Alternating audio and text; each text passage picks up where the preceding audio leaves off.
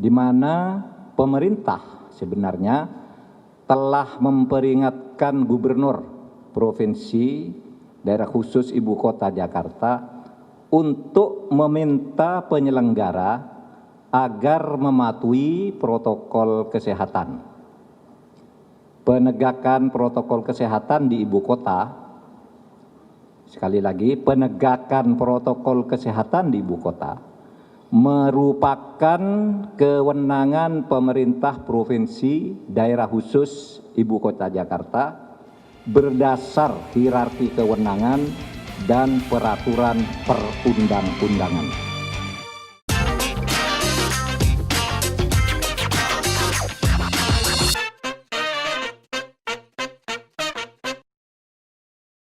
Kedatangan Rizik Syihab dari Saudi membawa petaka.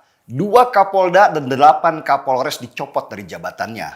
Kapolri marah karena anak buahnya terkesan lembek menghadapi Rizik Syihab, sehingga wibawa institusi Polri jatuh ke dasar. Masyarakat bertanya, di mana aparat? Seolah-olah kepolisian membiarkan begitu saja Rizik melanggar banyak peraturan, termasuk menguasai bandara internasional yang seharusnya adalah objek vital yang dijaga ketat oleh negara. Masalah pelanggaran Rizik Syihab ini bukan saja masalah pengamanan yang longgar, juga masalah perizinan yang seenaknya dia langgar. Seharusnya sejak awal datang, Rizik dikarantina karena baru datang dari luar negara. Ternyata enggak. Malah dia bikin kerumunan baru di Bogor dan bikin pesta pernikahan di Petamburan yang katanya dihadiri 10.000 orang. Akhirnya masalah pun kemudian jadi meluas. Pusat bertindak karena kepala daerah ternyata tidak mampu menyelesaikan masalah di daerahnya. Malah si gubernur sibuk silaturahmi menyambut pulangnya pimpinan ormas. Buat pusat, pelanggaran PSBB di Petamburan itu jadi masalah nasional karena dampaknya yang sangat meluas. Kenapa dampaknya meluas? Karena tamu yang datang mulai dari bandara sampai Petamburan itu dari berbagai daerah di Indonesia. Dan mereka pulang dengan membawa virus yang bisa membahayakan ke daerahnya masing-masing. Ini jelas pelanggaran berat buat pusat yang sudah mengeluarkan dana triliunan rupiah untuk mengatasi pandemi. Juga penghinaan kepada para dokter dan perawat yang sudah berjibaku berbulan-bulan di rumah sakit untuk menolong pasien-pasien yang tertular. Dan di mata internasional juga nggak bagus. Indonesia dianggap lemah dalam penanganan corona. Dan dampaknya pariwisata akan makin terpuruk karena wisatawan makin takut datang ke Indonesia. Lalu mulailah penyelidikan berlangsung besar-besaran. Gak tanggung-tanggung, kali ini 2 orang gubernur diperiksa polisi. Mereka Gubernur DKI Anies Baswedan dan Gubernur Jawa Barat Ridwan Kamil. Mereka harus bertanggung jawab penuh atas apa yang terjadi. Anies Baswedan bahkan sudah menjalani pemeriksaan selama 9,5 jam. Dia dicecar 33 pertanyaan. Pertanyaannya, kalau ditemukan bahwa gubernur terlibat dalam pemberian izin kerumunan Rizik, bisakah mereka dipecat? Apakah pusat punya otoritas untuk memecat kepala daerah? Sebelum menjawab, kita harus pahami dulu kalau Indonesia ini menganut otonomi daerah. Para kepala daerah seperti gubernur, wali kota, dan bupati bukan bawahan presiden seperti menteri. Mereka dipilih langsung oleh rakyat, bukan presiden. Jadi nggak mudah untuk memecat seorang gubernur. Gubernur atau kepala daerah lainnya bisa diberhentikan langsung oleh presiden tanpa lewat DPRD berdasarkan Undang-Undang Nomor 23 Tahun 2014 Pasal 83. Tetapi itu kalau kepala daerah melakukan pelanggaran berat, seperti kalau dia melakukan tindakan pidana yang diancam penjara 5 tahun. Juga untuk perkara korupsi, tindak pidana terorisme, makar, tindak pidana terhadap keamanan negara, atau perbuatan lain yang bisa memecah kesatuan Republik Indonesia. Kalau nggak memenuhi syarat pelanggaran berat seperti itu, nggak mudah untuk seorang presiden memecat gubernur dan kepala daerah lainnya, seperti presiden memecat seorang menteri misalnya. Sebabnya itu tadi, kalau menteri langsung dipilih oleh presiden, sehingga tanggung jawabnya ada di tangan presiden. Sedangkan gubernur dan kepala daerah lainnya dipilih oleh rakyat lewat pemilihan langsung. Sehingga tanggung jawabnya ada di Dewan Perwakilan Rakyat Daerah. Dan proses ini dijelaskan oleh Yusril Iza Mahendra, pakar hukum tata negara. Yusril bilang, kalau memberhentikan seorang gubernur atau kepala daerah lain, nggak bisa lewat Mendagri.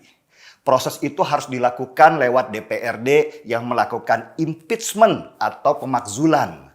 Kalau DPRD sepakat kepala daerahnya pantas diimpeach, maka DPRD harus membawa kasusnya ke Mahkamah Agung.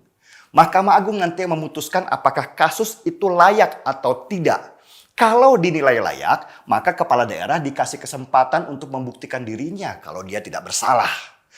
Panjang sekali prosesnya, bisa makan waktu setahun atau bahkan lebih. Jadi nggak mudah memecat seorang gubernur seperti Anies Baswedan atau Ridwan Kamil, bahkan lewat instruksi Mendagri yang baru saja ditandatangani Tito Karnavian. Pada intinya, kata Yusril, instruksi, baik itu instruksi presiden ataupun instruksi menteri, hanya berlaku pada model atasan dan bawahan. Sedangkan gubernur dan kepala daerah lainnya bukan bawahan presiden. Begitu juga wali kota dan bupati bukan bawahan gubernur. Mereka tidak mudah melakukan pemecatan meski secara besaran wilayah yang dikuasai berbeda-beda pangkatnya. Kecewa? Ya, inilah kelemahan dari konsep otonomi daerah yang harus kita terima. Hukum itu berbicara fakta, bukan emosional belaka. Jadi pemecatan seorang gubernur sebenarnya ada di tangan DPRD, bukan presiden. DPRD harus melakukan interpelasi dulu atau meminta keterangan terhadap kebijakan strategis gubernur. Dan dari interpelasi itu baru diputuskan apakah gubernur tersebut patut diimpeach atau dimakzulkan. Tapi ini juga susah. Karena untuk interpelasi atau meminta keterangan saja harus mendapat dukungan dari fraksi lain, bukan hanya satu fraksi saja. Dan yang mengajukan hak minimal ada 15 orang. Jadi mungkinkah Anies Baswedan bisa diimpeach oleh DPRD DKI? Susah kayaknya. Karena yang maju untuk mengajukan hak interpelasi itu cuman Partai Solidaritas Indonesia atau PSI. Partai muda ini punya komitmen untuk meminta pertanggungjawaban Anies Baswedan atas banyak masalah di Jakarta, provinsi yang dikuasainya. Partai lain, udahlah, jangan berharap. Nasdem malah membela Anies. Kata Nasdem, Anies sudah menjalankan peraturan. Entah peraturan yang mana. Mungkin buat Nasdem pembiaran kerumunan 10.000 orang di masa PSBB ini adalah menjalankan peraturan. Sungguh mengharukan. Sedangkan PDIP ragu-ragu kayaknya. Ya gimana? Meski PDIP partai yang terbanyak meraih kursi di DPRD DKI sehingga bisa pegang posisi ketua DPRD, tapi wakil-wakilnya dari Gerindra, PKS, Demokrat, dan PAN. Sesak napas, sulit bergerak. Sedangkan Gerindra, ya kita tahu sendirilah. Partai ini keseringan main dua kaki. Meski sudah dapat jabatan di pemerintahan, tapi kebijakan-kebijakannya banyak yang berseberangan. Gerindra malah lebih sadis dengan bilang kalau PSI hanya cari panggung di kasus Anies Baswedan.